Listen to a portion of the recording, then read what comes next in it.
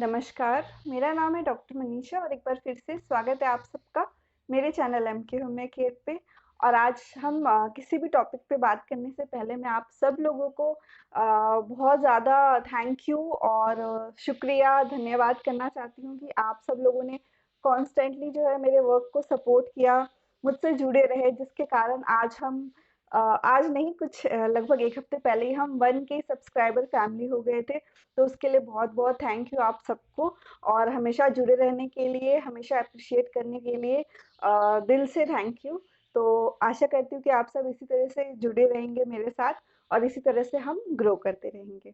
तो चलिए वीडियो को शुरू करते हैं। तो आज हम बात करेंगे साइटिका के बारे में, यानी कि साइटिका पेन जो होता है उसके बारे में बात करेंगे, क्योंकि ये बहुत कॉमन है, लोगों में काफ़ी हद तक देखने को मिलता है, लेकिन लोगों को जो है जानकारी नहीं होता है कि ये क्या है, कैसा इसका पेन होता है। उन्हें लगता है कि शायद ये उनको नॉर्मल बैक पेन हो रहा है या कुछ और तरीके की दिक्कत हो रही है। तो जानेंगे इसके बारे में कि कैसे आप डिफरेंशिएट कर सकते हैं कि आपको ये साइटिका का पेन हो रहा है, क्या-क्या जो है इसके कॉजेज़ होते हैं, कौन से लोग जो है रिस्क फैक्टर में आते हैं इसके लिए और होम्योपैथी में इसका बेस्ट ट्रीटमेंट क्या है। तो चलिए वीडियो शुरू करते हैं, लेकिन वीडियो में आगे बढ़ने से पहले अगर आप पहली बार ये वीडियो देख रहे हैं, मेरे चैनल पे वीडियो देख रहे हैं, तो चैनल को ज़रूर सब्सक्राइब करें। वीडियो पसंद आता है तो वीडियो को लाइक और शेयर ज़रूर करें।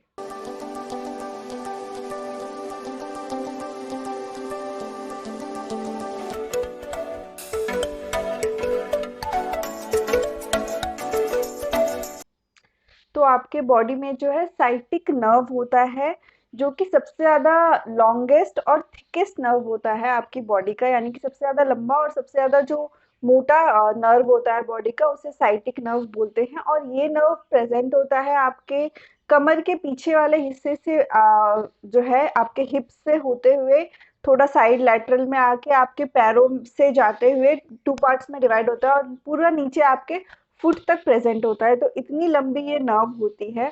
तो ये तो हो गई इसकी एनाटॉमी।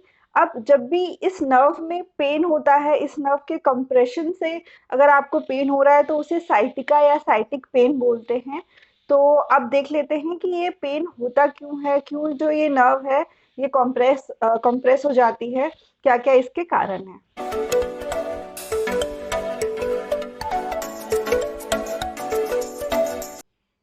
तो सबसे पहला कारण है स्लिप डिस्क।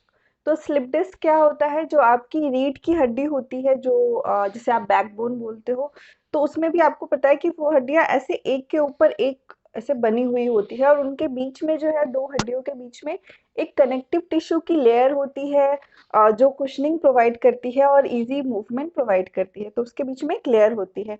तो जब वो लेयर जो है किसी भी कारण घिस जाए, जो है, या फिर खत्म हो जाए धीरे धीरे, या फिर किसी भी कारण जो है वो स्लिप हो जाए, तो उसके वजह से क्या होता है, दो हड्डियों में जो है प्रॉपर स्पेसिंग नहीं रहती है। वो एक दूसरे में बल्ज कर सकते हैं, टकरा सकते हैं, और उस बल्जिंग की वजह से अगर जो साइटिक नर्व है आपकी, जो वहां से अगर पास हो रही है, वो अगर कंप्रेस हो जाए उन हड्डियों की वजह से, वो साइटिक नर्व, तो आपको जो है साइटिका का पेन स्टार्ट हो सकता है। तो ये एक मेन कारण है जो देखने को मिलता है। और सेकेंड रीजन है बोन्स पर। तो जब ये बैकबोन की जो हड्डियां होती है, जो वर्टिब्रे होती है, जो एक के ऊपर एक ऐसे लगी होती है, तो जब ये हड्डी बढ़ जाती है, हड्डियों का बढ़ना को हम बोनी स्पर बोलते हैं। तो ये जब हड्डियां बढ़ जाती हैं और जब बढ़ेगी तो एक दूसरे में घिसेगी और उस तरीके से जो है वो आपके साइटिक नर्व को कंप्रेस कर सकती है, दबा सकती है।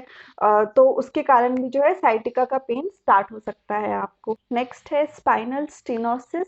तो ये जो कॉज है, ये मोस्टली 60 से ऊपर वाले एज ग्रुप में देखने को मिलता है। उनमें ये जो है ज़्यादा पाया जाता है स्पाइनल स्टिनोसिस। तो इसमें क्या होता है, जो आपके वर्टिब्रे हैं, जो एक के ऊपर एक फॉर्म हुए हुए हैं, उनमें से एक स्पाइनल कनाल फॉर्म होता है, जिससे जो है आपके नर्व्स जो है पास होती है, आपकी स्पाइनल कॉर्ड जो है वो पास होती है। तो जो वो कनाल है, यानी कि वो एक एम्प्टी स्पेस होता है पूरे वर्टिब्रे में से, जिसमें से जाती है सारी नर्व्स। तो वो जो कनाल है वो नैरो हो जाता है, उसका एरिया कम हो जाता है। तो उसे जो है मतलब कनाल कॉम्प्रेस हो जाता है एक तरीके से। तो उसे जो है स्पाइनल स्टिनोसिस बोलते हैं। और इस कॉम्प्रेशन की वजह से जो है, अगर आपका साइटिक नर्व कॉम्प्रेस हो रहा है कहीं, तो उसकी वजह से जो है फिर ये साइटिका स्टार्ट हो जाता है। तो ये भी एक कारण है जो कि 60 से ऊपर वाले एज ग्रुप में देखने के लिए मिलता है।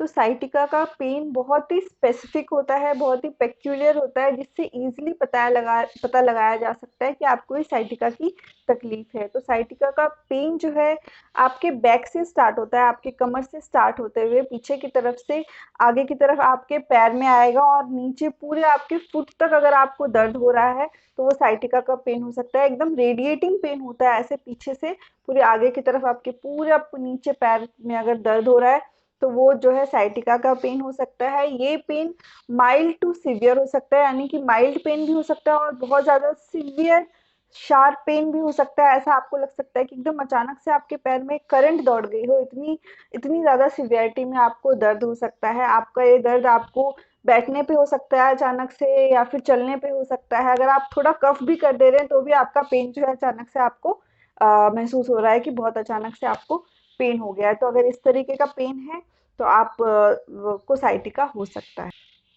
तो साइटिका का पेन जो है मोस्टली किसी एक पैर में देखा जाता है, या तो लेफ्ट पैर में होगा या राइट पैर में होगा। लेकिन कुछ ऐसे केसेस देखने को मिले हैं, कुछ कुछ मतलब कॉमन केसेस होते हैं जिसमें दोनों ही पैर में पेशेंट को तकलीफ हो रही हो, तो ऐसा देखने को मिल सकता है। इसके साथ साथ पेशेंट को स्लीपिंग फुट की प्रॉब्लम होगी, पेशेंट कंप्लेन करेगा, यानी कि पैर जो है सुन पड़ जाता होगा। अगर आप बैठे हैं आराम से कहीं तो आपका पैर एकदम सुन पड़ जाता है, नम पड़ जाता है, या फिर टिंगलिंग हो रही है उसमें और आपको अपने पैर में बहुत ज़्यादा वीकनेस महसूस हो रही हो। इस प्रकार के सिम्टम्स जो है पेशेंट को दिखेंगे।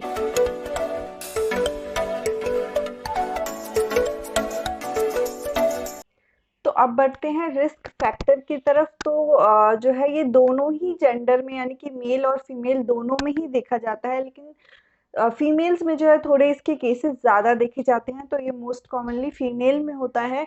नेक्स्ट है एज फैक्टर। तो एज में ये 30 से 50 की एज ग्रुप में बहुत कॉमनली पाया जाता है, और अगर 60 से ऊपर देखा जा रहा है तो मोस्टली जो है स्पाइनल स्टीनोसिस जो मैंने बताया था वो कॉज हो सकता है उसका। उसके बाद है थर्ड फैक्टर जो है वो है ओबेसिटी एंड प्रेगनेंसी। तो ओबेसिटी यानी अगर मोटापा अगर है पेशेंट में तो जो है पेशेंट जो है स्लिप डिस्क का शिकार हो सकता है, जिसके कारण जो है ये साइटिका की तकलीफ हो सकती है। और प्रेगनेंसी में भी ठीक वेट गेन की टेंडेंसी होती है, जिसकी वजह से obesity, slip disc and sciatica का फैक्टर रह सकता है। नेक्स्ट है डायबिटिक पेशेंट। तो डायबिटिक पेशेंट में जैसे कि पता है कि as a complication nerve damage का बहुत ज़्यादा चांसेस रहता है, तो उस उन पेशेंट में भी जो है इसके रिस्क, इसका साइटिका का रिस्क रहता है। उसके बाद है लाइफस्टाइल। तो अगर आपकी लाइफस्टाइल ऐसी है कि प्रोलॉन्ग सिटिंग है, बहुत लंबे लंबे टाइम तक अगर आप बैठ रहे हो तो जो है बैक पेन की प्रॉब्लम होती है आपको, स्लिप डिस्क हो सकता है, वेट गेन हो सकता है, और इवेंचुअली जो है साइटिका की तकलीफ हो सकती है उस केस में भी। तो ये सारे थे रिस्क फैक्टर।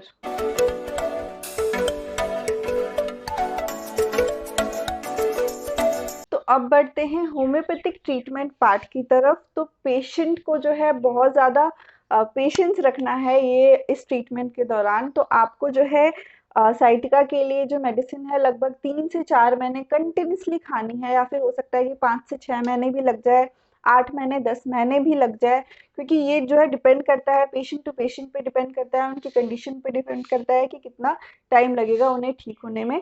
लेकिन आप ये मेडिसिन ज़रूर कंटिन्यू रखें, क्योंकि मैंने भी पर्सनली बहुत सारे पेशेंट को जो है मेडिसिन दी है और देखा है उनका रिकवरी होते हुए। तो आपको जो है बहुत ही तसल्ली से मेडिसिन खानी है, और मेडिसिन के साथ साथ जो है आपको या तो आप फिजियोथेरेपी ले लो, साइटिका पेन के लिए फिजियोथेरेपी कराओ डेली आप, या तो साइटिका के लिए जो है स्पेसिफिक एक्सरसाइजेज आते हैं जो आपको मिल जाएंगे कहीं पे भी, तो आप वो एक्सरसाइज प्रॉपर फॉलो करो, तो उससे जो है आपका बहुत जल्दी रिकवरी होगा। हाँ, अगर आपको कुछ भी वॉक करने से या एक्सरसाइज करने से बहुत ज़्यादा ही पेन हो रहा है तो आप ना करें, लेकिन अगर आप वो कर पा रहे हैं तो आप ज़रूर करें, उससे आपको बहुत बेनिफिट मिलेगा।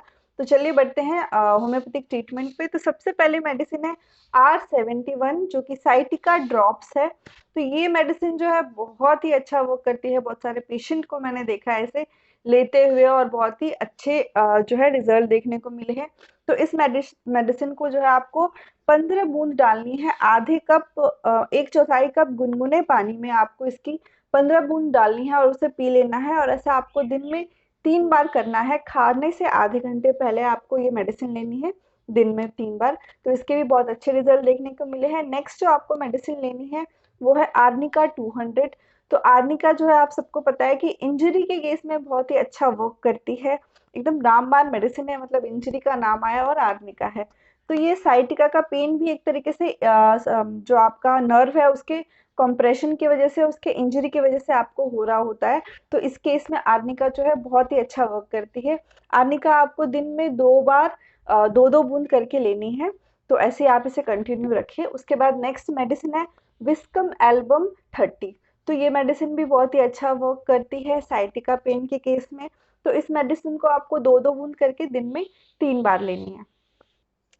तो इसी के साथ ये वीडियो यहीं खत्म होता है। आशा करती हूँ कि आप सबको वीडियो पसंद आया होगा। अगर वीडियो में कुछ भी हेल्पफुल लगा हो तो वीडियो को ज़रूर लाइक करें और शेयर कर दें अपने फ्रेंड्स एंड फैमिलीज़ में। जो लोग भी साइटिका पेन से सफ़र कर रहे हैं आप उन्हें ज़रूर शेयर करें, उन्हें भी नॉलेज मिलेगी और वो भी जो है अच्छा अपना ट्रीटमेंट कर पाएंगे। और अगर आपको साइटिका को लेके किसी भी तरीके का डाउट है तो आप कमेंट सेक्शन में पूछ सकते हैं। तो अगर अभी तक आपने चैनल को सब्सक्राइब नहीं किया तो चैनल ज़रूर सब्सक्राइब कर दे, बेल आइकन भी प्रेस कर दे जिससे आपको मेरे वीडियोस की नोटिफिकेशन मिलती रहे। और अगर आप किसी भी चीज़ के लिए मुझसे कंसल्टेशन लेना चाहते हैं तो नीचे डिस्क्रिप्शन बॉक्स में सारी डिटेल्स दी गई है, आप उसके थ्रू मुझसे कंसल्ट कर सकते हैं। मिलती हूँ आप सबसे नेक्स्ट वीडियो में। वीडियो देखने के लिए थैंक यू सो मच।